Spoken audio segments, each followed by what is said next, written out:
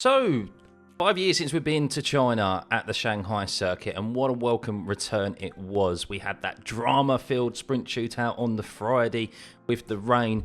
Unfortunately, it was the only session that we had rain throughout the weekend. How much I was hoping that we would get rain at least for qualifying on the Saturday or the race on Sunday. I was fully out there doing my rain dance here back in the UK. Unfortunately, it didn't work. But rather than us talking about what a great drive it was for Lando Norris, his redemption after making that mistake with Lewis Hamilton in the first corner in the sprint race and throwing away a very good result there, and Daniel Ricciardo's race of redemption with all the criticism that he's been receiving in the early stages of this season, performing under pressure, having a great weekend up until this safety car restart, the first one, and then up turns Lance Stroll.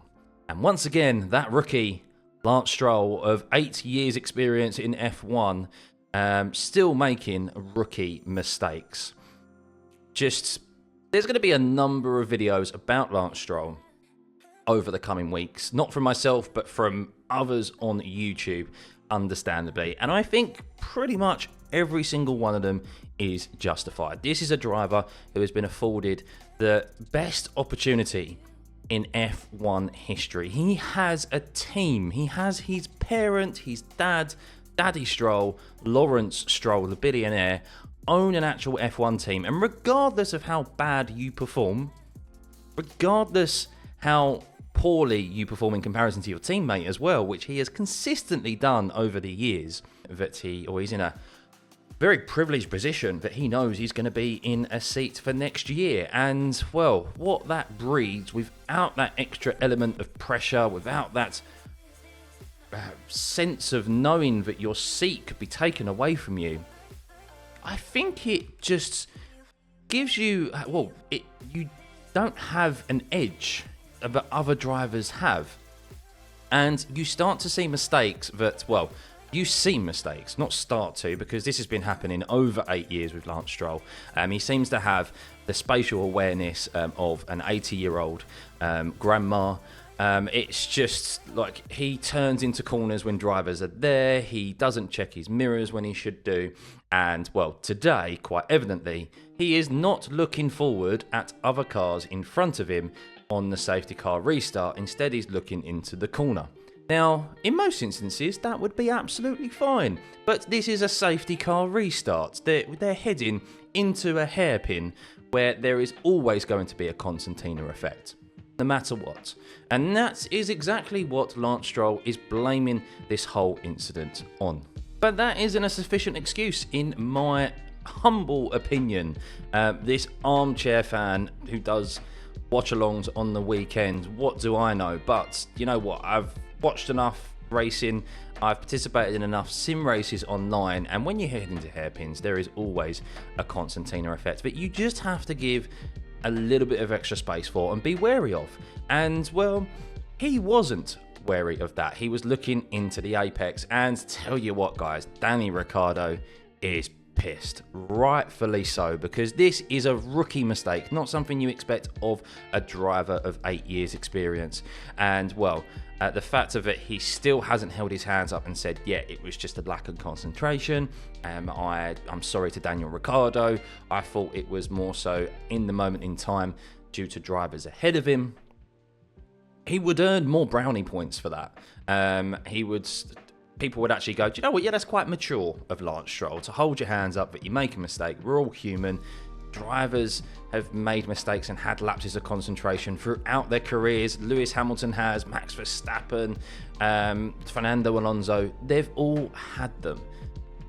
But for him to still be in the post-race interviews, blaming it on the concertina effects, he's come back a little bit. He's not like, they brake checked me, he slammed his brakes on. He's just blaming it on the actual concertina effect rather than on actually Danny Ricciardo in front.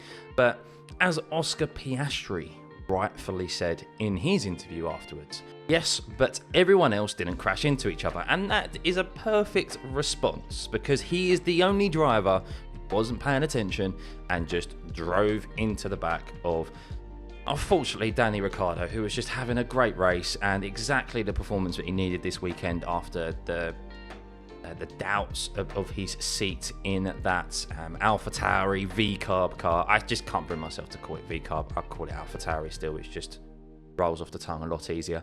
But yeah, he was having a great weekend and he was answering his critics and yeah, using that experience that he's had at the Shanghai circuit in the past.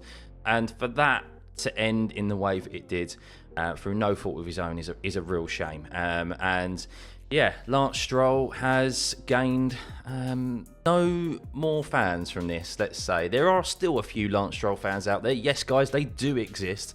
And they are blaming predominantly the defence of Lance Stroll is on Carlos Sainz, because with the safety car restart, he does build up a little bit of a gap to Leclerc in front of him. He drives up to the back of Leclerc and Fernando Alonso follows him but misjudges it and locks up. But he locks up and avoids Carlos Sainz, as do the cars behind him.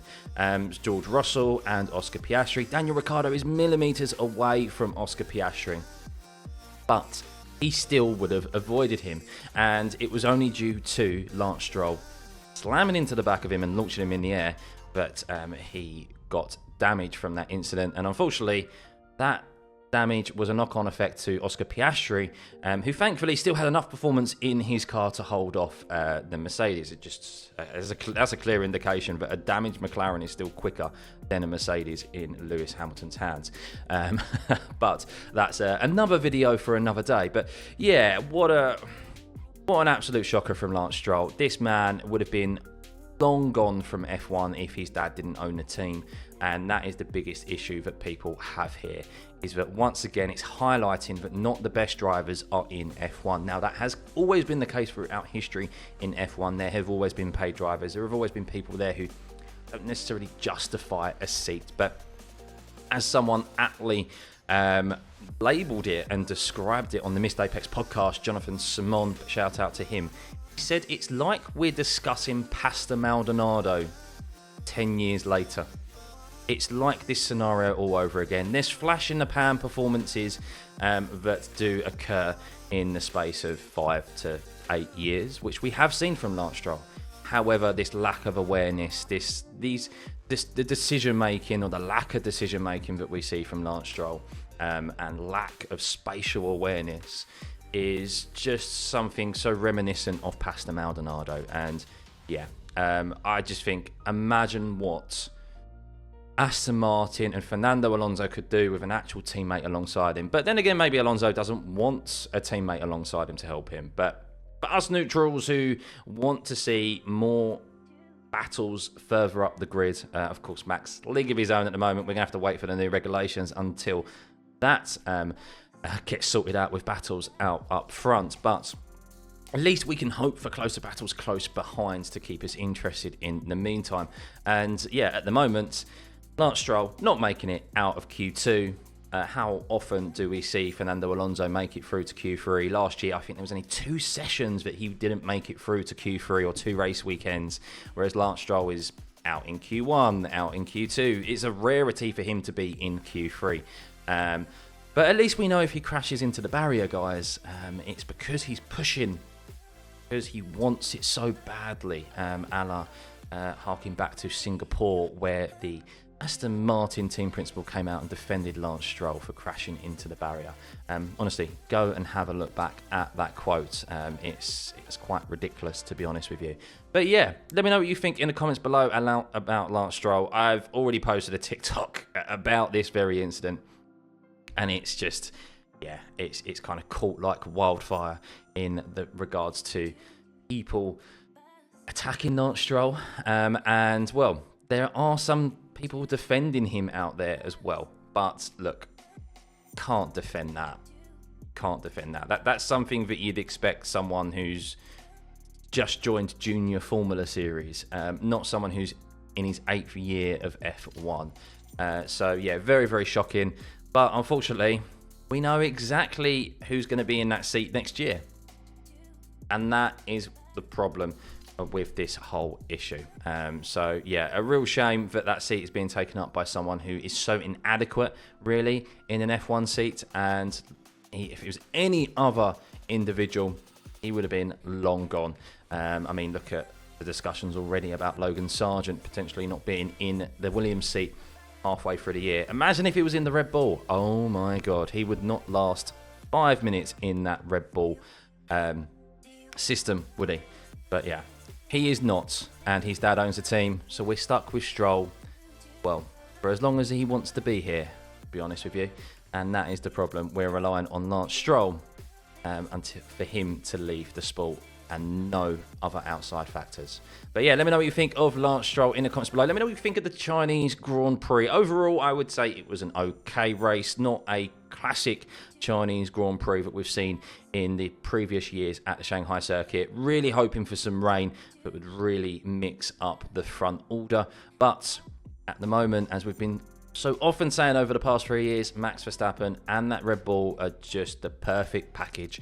And yeah, for him to be able to just pull out the second gaps, or the gaps that we saw so quickly in the early stages of the race, just indicates why he is dominating, and that team are dominating this era of regulations in F1. But yes, we head to Miami in a couple of weeks' time.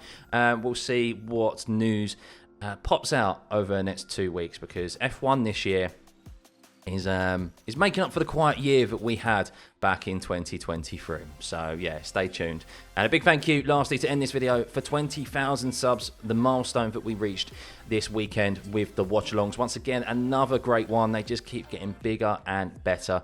So big thank you guys, and yeah, welcome to all you new subs. More content like this coming your way regarding F1 outside of those watch-alongs.